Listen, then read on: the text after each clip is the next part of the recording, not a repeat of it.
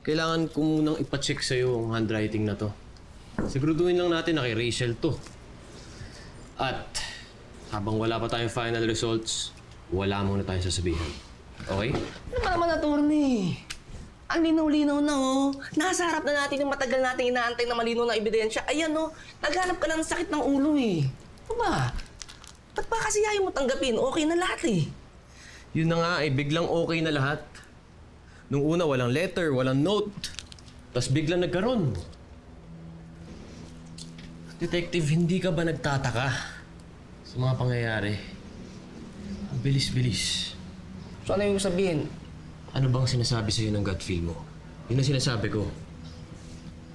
So ibig sabihin, posibleng merong foul play dito, homicide?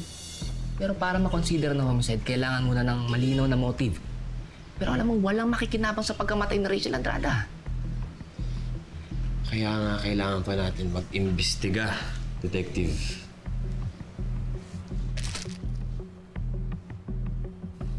Ay, grabe ang away ng dalawa. Kumisa pang mga ilaw, tapos pumutok. Sila may gawa nun? Oo, jumbagan kasi. Sa bunutan. Si Steffi, sinapak si Rachel. Tapos sinabunutan. Tapos kinaladkad sa may ilaw. Tapos, hinagis, sir. Hinagis. Tama. Kaya nabasag ang ilaw. Sigurado ba kayo sa mga pinagsasabi nyo? Nakita nyo ba talaga yung nangyari? Sir, ako narinig ko lang kasi naka-break ako. Nasa CR naman ako, sir. Naikwento lang sa akin. Ma'am, sir, pwede ba makita yung CCTV? Ay, sige po, sir. Dito po kayo. Check ko lang po kung anong araw. Hoy, Steffi!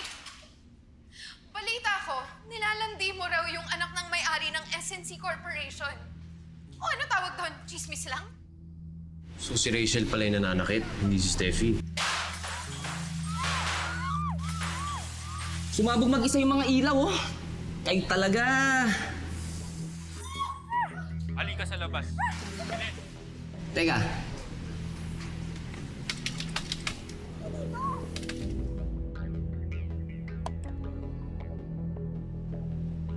Siya yun. Oo nga. Yung misteryosong lalaki dun sa wedding. Ibig sabihin, hindi multo yung lalaki? Kailangan natin malaman kung sino yung lalaking to. Huwag kang maglala. Akong bahala. Gagamitin ko lahat ng connections ko. Makikita natin yung lalaking yan.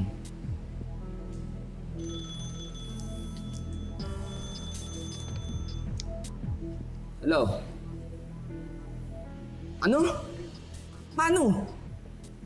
Sige, punta kami dyan. Anong nangyari? Kumakalat na raw na suicide note si Rachel.